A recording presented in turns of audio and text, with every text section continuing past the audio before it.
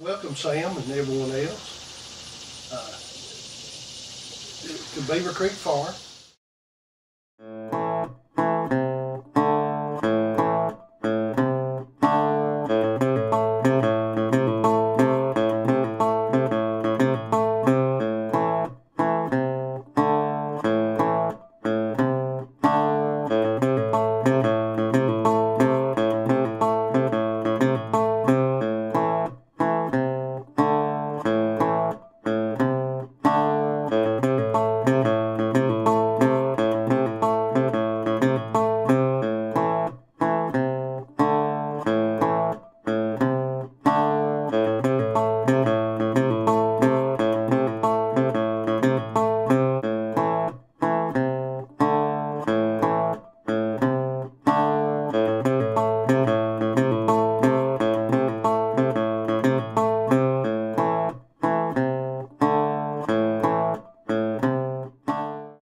And my wife Jean and I been married for 44 years, and we bought part of this farm in 1975 and started the beef operation. The name of the farm is Beaver Creek Farm. Jean helps me a lot on the farm. And it's gone from 57 acres to start with, and now it's 215 acres. And we've added to it over the year. Been lucky about land. And this Beaver Creek is the farm's named after. We have 7,500 feet of frontage on that creek, and it's a medium-sized creek. We're in northwest North Carolina in Surrey County, 4 miles southeast of Dobson, North Carolina, the county seat, but we have a Mount Airy address. And my father, he's been gone since 76, but to start with, he bought 3 heifers and we bought 2.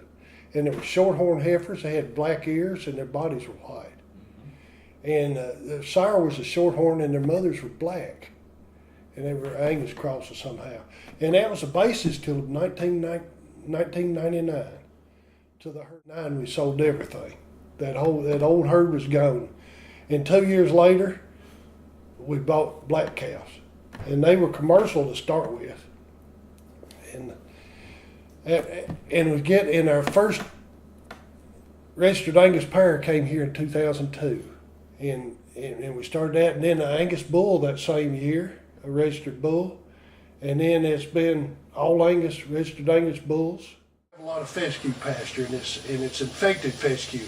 But growing in those pastures, I've noticed the last few years they've kind of leave the fescue alone after April, and they'll be eating purple top and other things, clover. There'll be other things to eat, and they don't have bluegrass, orchard grass, but they still eat fescue, and they'll gain better off of these grasses with clover and purple top.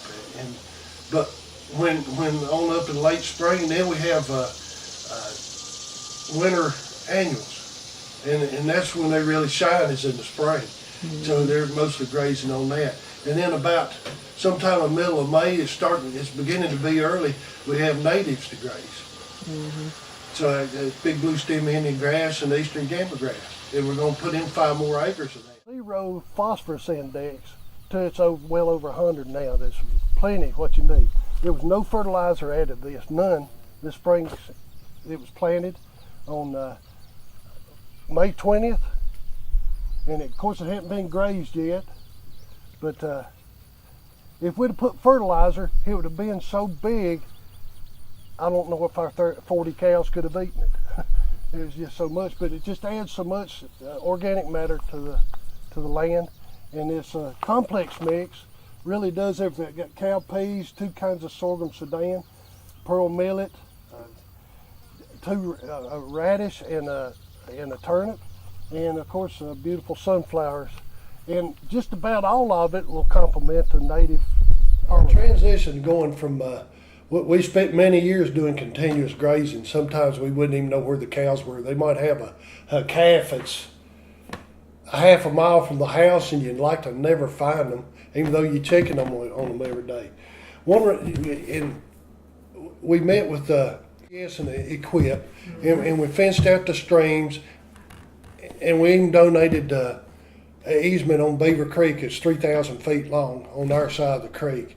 And several landowners got together, and it's in the 25-foot riparian area we don't ever use. And even some of that is on our land we could use, but it still leave it, some of it's as much as 100 feet wide. And after fencing the creeks off, we have that Beaver Creek on the south, 7,500 feet. We don't use it, never used it for water, but we have 5 other small streams that intersect this land. So fencing them out, it made rotational grazing easy. Sometimes we just move from this 2-acre field into a 5-acre or 14 acres. Or the largest field we have, largest paddock, is 13 acres. And we divide that up most of the time into 3 or more. I try to think of the agencies as my support group. You can keep naming them: NC State University, University of Georgia, Virginia Tech, and then it's our support group, Cooperative Extension, NRCS, North Soil and Water Conservation District, North Carolina A&T University, North Carolina Wildlife Resources Commission, North Carolina Forest Service. And I hope I haven't forgotten anybody, but there's many. Cattlemen's Association, North Carolina Cattlemen's Association, local cattlemen's, Forage and Grassland Council, and American Forage and Grassland Council also. It's just such a support group and so much knowledge to be learned from this that I'm not doing it the way my neighbors did. Just 10 years ago, we're not doing it this way. And I don't know why they're not all adapting, having big forages and a lot of forage for the cattle. Well, our marketing strategy is to sell all freezer beef, halves, quarters, wholes, pieces, and of grass fed. They never get any grain here. It's all grass fed, all natural. No antibiotics. They're fed forages and they eat many different things, but the strategy is to have 2 calving seasons, to have them so we'll have calves mostly all year instead of just once a year. So when by the time they get 18 to 24 months old, that they'll be ready to go, and we can have them just about all year. But if a calf or a cow does get sick, we do treat them. We don't have sickness here much. We do treat them, but they don't go in the beef program after that. They're out. If they have to use an antibiotic, they won't be in there. And that's because your customers, that's what they like to see. Well, it's actually what we like.